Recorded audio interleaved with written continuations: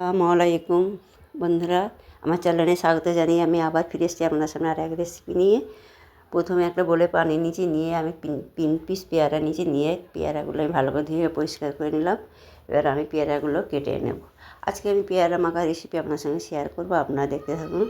আমার এই পেয়ারা মাখা রেসিপি যদি আপনাদের ভালো লাগে সাবস্ক্রাইবার প্রথমে করবে, যারা নতুন সাবস্ক্রাইবার করে যারা করেছেন তাদের আমি অনেক ধন্যবাদ জানাই। যারা এখনও করেনি প্রথমে আমার চ্যানেলে আসলে সাবস্ক্রাইবার করে বেল আইকনটা ক্লিক করে দেবেন, যাতে নতুন নতুন রেসিপি সবার আগে আপনাদের কাছে নোটিফিকেশান চলে যাবে। মানে এইভাবে আমি ছোটো ছোটো করে পিস করে কেটে নেবো বন্ধুরা। এইভাবে আমার পাশে থাকবেন বন্ধুরা, যাতে আমি আরও ভালো ভালো রেসিপি দেখাতে পারি বা আমার এই চ্যানেলটাকে আমি বড় করতে পারি। আমি একদম জিরো থেকে আমি শুরু করেছি বন্ধুরা, তা আপনাদের সহযোগিতায় নাহলে আমি এই চ্যানেলটাকে বড় করতে পারবো না। আপনারা বেশি বেশি করে আমাকে সাপোর্ট করবেন, আমার পাশে থাকবেন, আমিও আপনাদের পাশে থাকবো। আমি ভালো ভালো রেসিপি আপনাদের দেখাবো। আপনারা যদি বলেন যে এই রেসিপিটা বানাতে, নিশ্চয়ই আমি বানাবো। আমি একদিন বলেছি বানাবো, নিশ্চয়ই বানাবো, কিন্তু দেরি হলেও আমি বানাবো।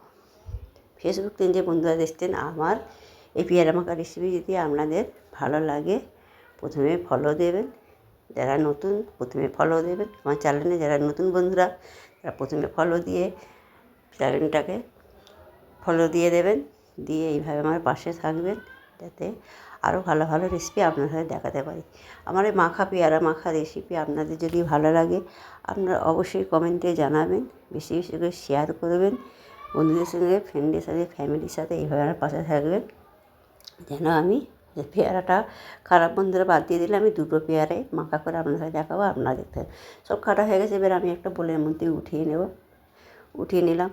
এতদিন হয়ে গেল কি বলবো বন্ধুরা। এবার লবণ দিলাম, কালো লবণ দিলাম, আর এমনি নর্মাল লবণও দিলাম, এবার গোলমরিচও দিয়ে দেবো।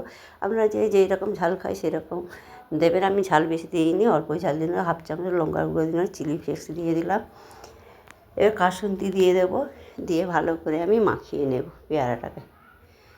দিয়ে এইভাবে চামচের সাহায্যে ভালো করে মাখিয়ে নিতে হবে। এবার আমি একটা ওর মধ্যে প্লেট চাপা দিয়ে দিলাম, দিয়ে ভালো করে ঝাঁকিয়ে মিশিয়ে নেব ভালো করে। এইভাবে আমার পাশে থাকবেন যেন আমি আরও ভালো ভালো রেসিপি আপনার সাথে দেখাতে হবে। দেখুন বন্ধুরা, আমার এবার মাখা হয়ে গেছে। এবার আমি ভাবলাম একটু সসে দিই, সসটা দিলে আরও স্বাদটা দ্বিগুণ বেড়ে যাবে, সেই জন্য টমেটো সস একটু দিলাম, দিয়ে আবার ভালো করে মিশিয়ে নেব।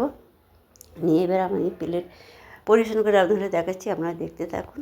এবার একটা প্লেটে ঢেলে নিলাম, নিয়ে এবার দেখাবো। দেখুন বন্ধুরা কতটা সুন্দর হয়েছে, খেতেও তো অসাধারণ হয়েছিল। কী বলবো বন্ধুরা, আপনারা একবার হলে এইভাবে ট্রাই করবেন, অবশ্যই ভালো লাগবে। খেতে তো অসাধারণ হয় বন্ধুরা, কী বলবো, এত টেস্টি হয়েছে আপনাদের বলে বোঝাতে পারবো না। বন্ধুরা দেখুন কালারটাও কত সুন্দর এসছে, অসাধারণ হয়েছিল খেতে। এইভাবে আপনারা বানাবেন, বাড়িয়ে দেখবেন, অবশ্যই ভালো লাগবে। বানিয়ে খেয়ে দেখে আমাকে অবশ্যই কমেন্টে জানাবেন কেমন হয়েছে। আপনারা ভালো থাকবেন, সুস্থ থাকবেন। আল্লাহ হাফিজ।